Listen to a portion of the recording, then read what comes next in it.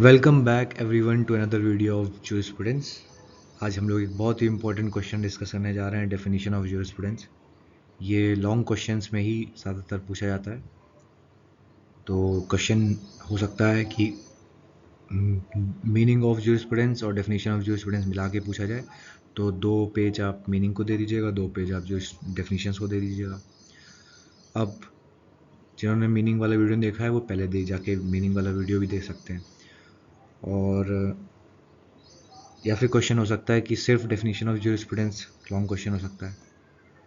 या फिर short questions में जो ज्यूरिस्ट हैं उनकी डेफिनेशंस पूछी जा सकती है। जैसे सालमन की डेफिनेशन पूछी जा सकती है, ऑस्टिन की, होलैंड की,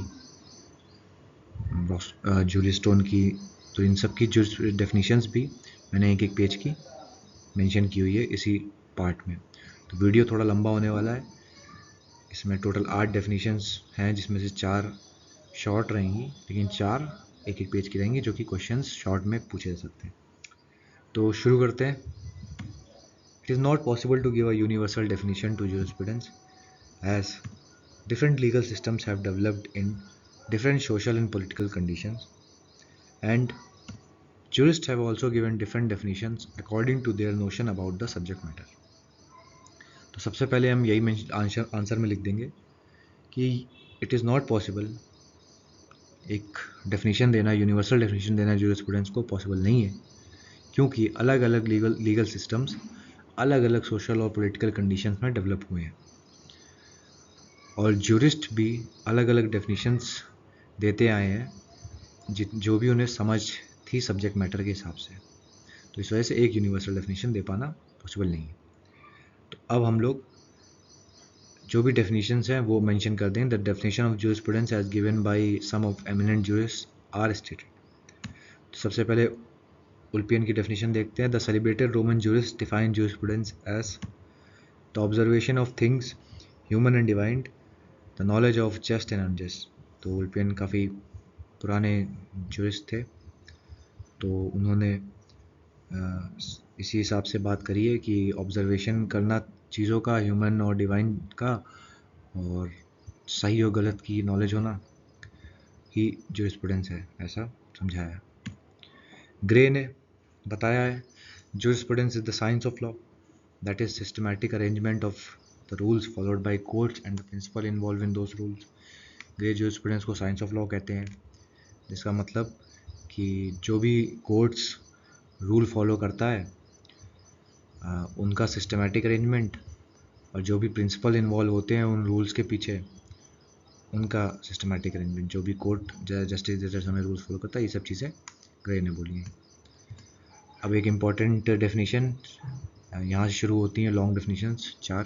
तो पहली सालमन की रहेगी। Salmond defines jurisprudence as the science of first principles of civil law. He agrees with Gray in upholding that jurisprudence is concerned with juristic laws and not with theologian or moralist laws. तो salmon ने jurisprudence को भी science ही बोला है, लेकिन science of law की जगह उन्होंने प्रिंसिपल्स ऑफ सिविल लॉ की बात करी है। और वो एग्री करते हैं ग्रे के साथ इस बात पे कि ज्यूरिस्प्रूडेंस जो है वो ज्यूरिस्टिक लॉ से कंसर्न है, यानी जो जजमेंट के द्वारा जो लॉ बनाए जाते हैं वो लॉ से कंसर्न है, ना कि थियोलॉजियन यानी कि रिलीजियस या moralist laws. The juristic laws regulate only external human conduct and not the inner beliefs of man. Juristic laws के बारे में ज्यूरिस्टिक बताते हैं, ज्यूरिस्टिक लॉज सिर्फ और सिर्फ एक्सटर्नल ह्यूमन कंडक्ट कंट्रोल करते हैं, रेगुलेट करते हैं, उनको इनर बिलीफ्स रेगुलेट करने के लिए नहीं बने होते juristic laws. They are enforced by courts with sanctions ranging from capital punishments to fines. तो ये कोर्ट्स द्वारा इन्फोर्स किए जा सकते हैं, पर थियोलॉजियन और मोरलिस्ट लॉज तो इन्फोर्स नहीं किए जा सकते। तो ये इन्फोर्स किया सकते हैं कैपिटल पनिशमेंट यानी डेथ पेनल्टी और fines. According to Salmon, jurisprudence may be expressed in two ways. Generic sense include the entire body of legal doctrine. Specific sense only a particular branch of such doctrine. तो legal doctrines होती हैं जैसे ultra vires वगैरह, legal doctrines जो होती हैं, यानी legal principles जो होते हैं, जिनके थ्रू लॉ हम डिराइव करते हैं, तो उन्हीं लीगल डॉक्ट्रिन्स की अगर पूरी बॉडी देखें हम लोग, तो वो जेनरिक सेंस हो जाता है जूरिस्प्रूडेंस का, और स्पेसिफिक सेंस हो जाता है जब कोई पर्टिकुलर ब्रांच यानी पर्टिकुलर लीगल सिस्टम या कोई लॉ हम लोग देखते हैं उस डॉक्ट्रिन से बना हुआ है, डिराइव हुआ, तो उसे स्पेसिफिक सेंस कह देते हैं जूरिस्प्रूडेंस का. According to him, specific sense is the proper jurisprudence because it deals with the general principles of particular legal system. तो सालमन कहते हैं कि specific sense से proper jurisprudence है क्योंकि वो general principle जो एक particular legal system के होते हैं उनके बारे में बात करता है. In this way, Salman supports Holland and Austin in holding that jurisprudence is the science that is systematic study of basic principles of individual legal systems. तो इसी तरीके से सालमन ने होलैंड और ऑस्टिन के व्यू को भी सपोर्ट कर दिया कि जूरिस्प्रूडेंस जो है वो साइंस होती है इंडिविजुअल लीगल सिस्टम्स की, और साइंस इस वे में कहा गया है कि systematic study of basic principles.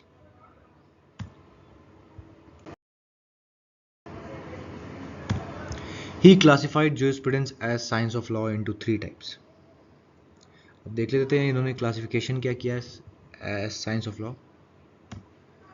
Expository or systematic jurisprudence, which deals with the contents of an actual legal system existing at any time with the past or present.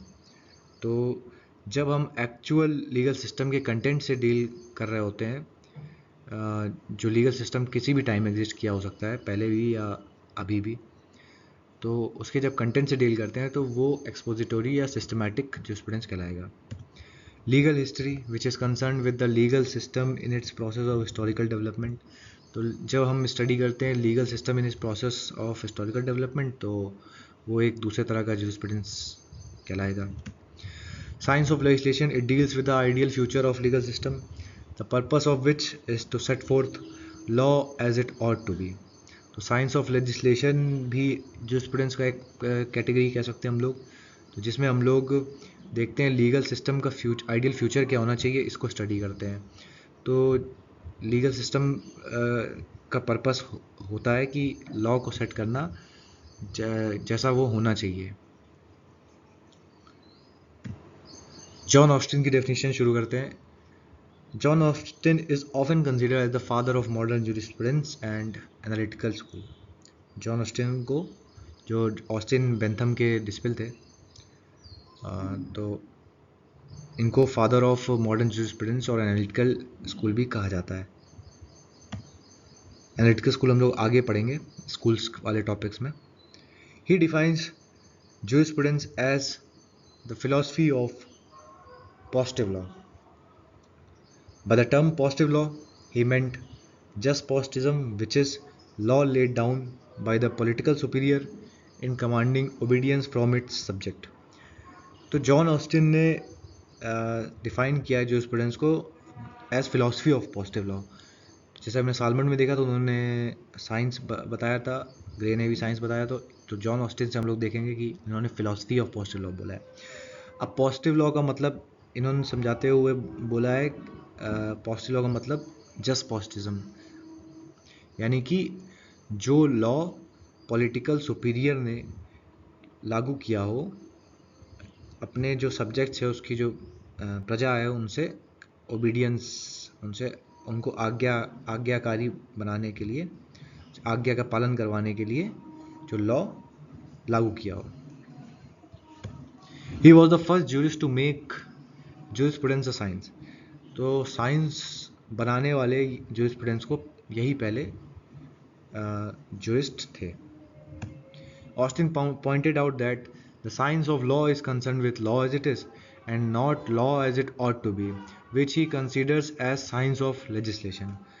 तो Austin ने ये पॉइंट आउट किया है कि science of law concern करती law जैसा है वैसा पढ़ना. जब हम लोग साइंस ऑफ लॉ में साइंस ऑफ लॉ पढ़ेंगे तो जैसा लॉ है उसको उसी तरह पढ़ेंगे, ना कि लॉ जैसा होना चाहिए, क्योंकि लॉ जैसा होना चाहिए वो है साइंस ऑफ लेजिस्लेशन का पार्ट.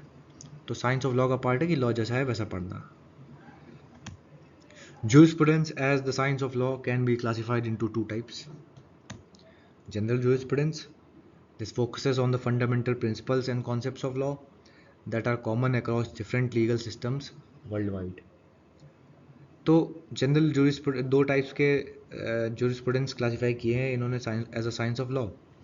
तो जो पहला है जनरल जूरिस्प्रूडेंस, इसमें हम लोग फंडामेंटल प्रिंसिपल्स और कॉन्सेप्ट ऑफ लॉज जो अलग अलग लीगल सिस्टम्स में दुनिया भर के जो कॉमन है उन प्रिंसिपल्स को हम लोग स्टडी करते हैं।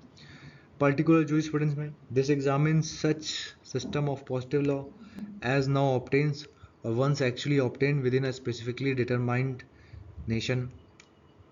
तो इसमें हम लोग सिस्टम ऑफ पॉजिटिव लॉ पढ़ते हैं, यानी लीगल सिस्टम की स्टडी करते हैं पॉजिटिव लॉ के, जो कभी था या कभी आज है किसी भी नेशन के पर्टिकुलर नेशंस में, जो कभी लागू हुआ था या कभी या आज भी जो लागू है उन लीगल सिस्टम्स की हम स्टडी करते हैं। तो सिस्टम ऑफ पॉजिटिव लॉ का मतलब यही है कि पॉजिटिव लॉ यानी कि जो सरकार ने बनाए होंगे लॉज जो अपने जो लॉ फॉलो करवाने के लिए, तो वही पॉजिटिव लॉ बताया गया यहाँ पे। तो अब हम लोग होलैंड की डेफिनेशन देखते हैं। तो sir Thomas Erskine Holland defines jurisprudence as the formal science of positive law. तो यहाँ पे जैसे जॉन ऑस्टिन ने फिलॉसफी ऑफ पॉजिटिव लॉ बोला था, तो अब होलैंड बता रहे हैं कि ये फॉर्मल साइंस है पॉजिटिव लॉ की। अब फॉर्मल साइंस का मतलब देखते हैं हम लोग आगे।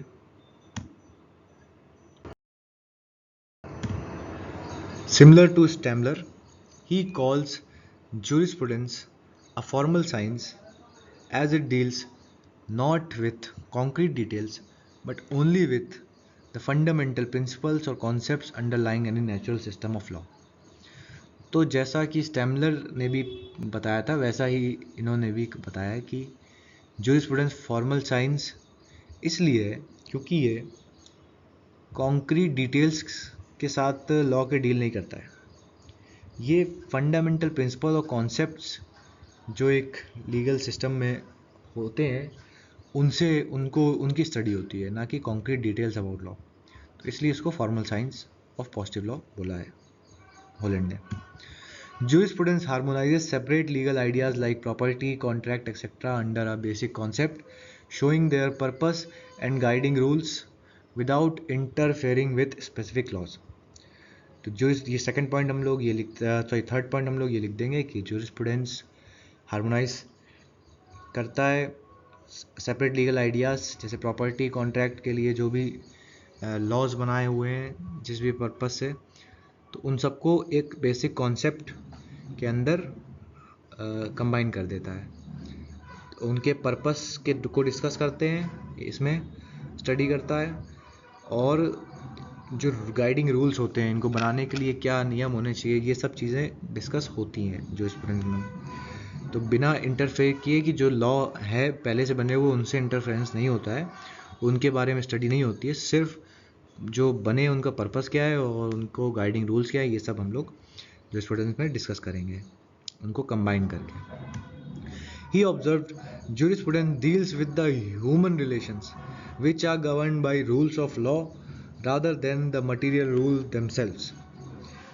तो ये पॉइंट भी लिख देंगे कि jurisprudence ह्यूमन रिलेशंस उन ह्यूमन रिलेशन से डील करता है जो कि रूल्स ऑफ लॉ से गवर्न होते हैं, ना कि मटेरियल रूल्स है।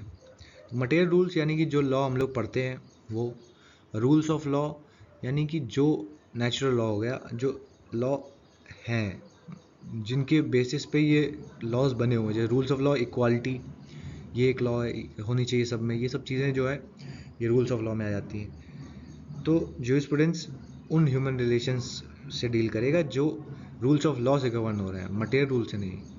अब जैसे शादी मटेरियल रूल से गवर्न होगी, शादी मैरिज कॉन्ट्रैक्ट होगा, ये सब चीज़ें मटेरियल रूल से डेवलप होंगी, लेकिन रूल्स ऑफ लॉ से थोड़ी ब्रॉडर चीज़ें होती हैं, जैसे इक्वालिटी हो सब में होनी चाहिए, ये सब चीज़ें रूल्स ऑफ लॉ से होती हैं। तो अगला पॉइंट देखते हैं। Holland express the view that jurisprudence is not a science of legal relation based on hypothetical or idealized construct a priori.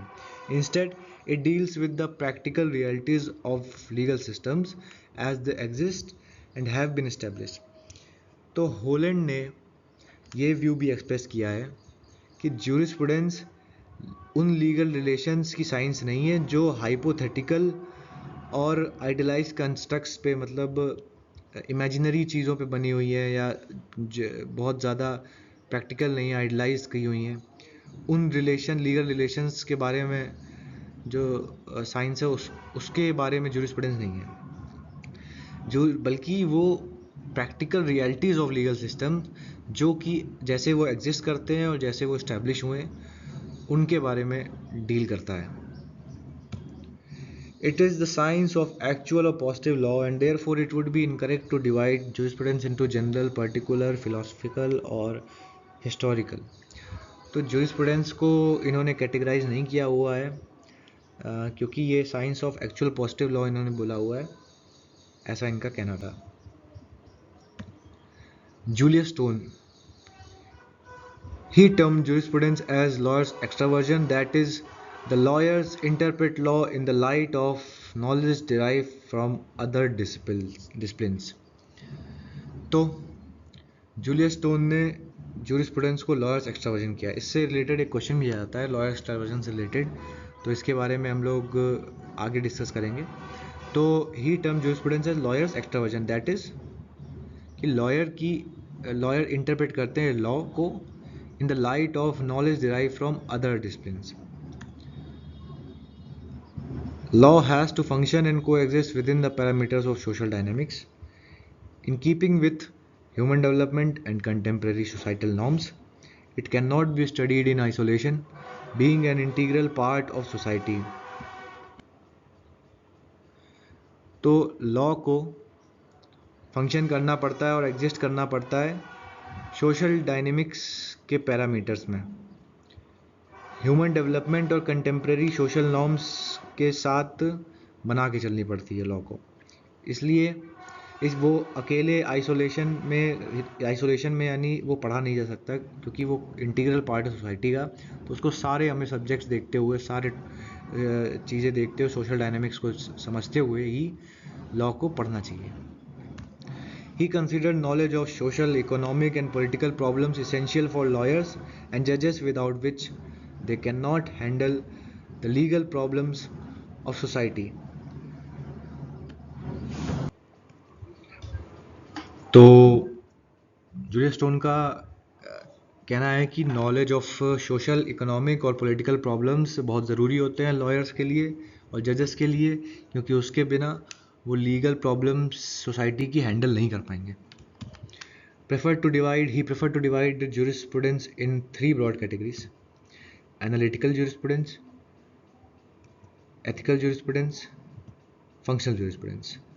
तो एनालिटिकल jurisprudence लॉजिकल अप्रोच रखता है लॉ की तरफ। एथिकल jurisprudence में हम लोग लॉजिकल अप्रोच के साथ पढ़ते हैं लॉ को। एथिकल jurisprudence में हम डील करते हैं थ्योरीज ऑफ जस्टिस के साथ, और फंक्शनल jurisprudence में हम सोशियोलॉजिकल अप्रोच के साथ लॉ को पढ़ते हैं।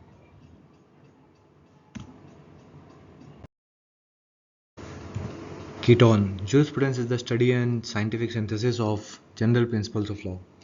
तो कीटोन ने प्रिंसिपल्स ऑफ लॉ की स्टडी और साइंटिफिक सिंथेसिस जो होती है, यानी कंबाइन करना साइंटिफिकली, इसको jurisprudence बताया है।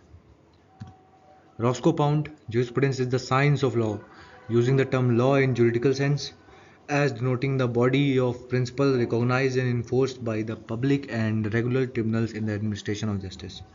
तो रॉस्को पाउंड ने भी jurisprudence को साइंस ऑफ लॉ कहा है, और लॉ टर्म जो यहाँ पे यूज़ हुआ है ये मटेरियल लॉ के लिए नहीं हुआ है, ये जुरिडिकल सेंस में हुआ है कि जो प्रिंसिपल्स, बॉडी ऑफ प्रिंसिपल्स हैं जो रिकॉग्नाइज और इन्फोर्स किए जा चुके हैं पब्लिक और रेगुलर ट्रिब्यूनल्स यानी कि कोर्ट्स द्वारा जस्टिस, न्याय देते हुए, तो उन प्रिंसिपल्स की स्टडी है jurisprudence.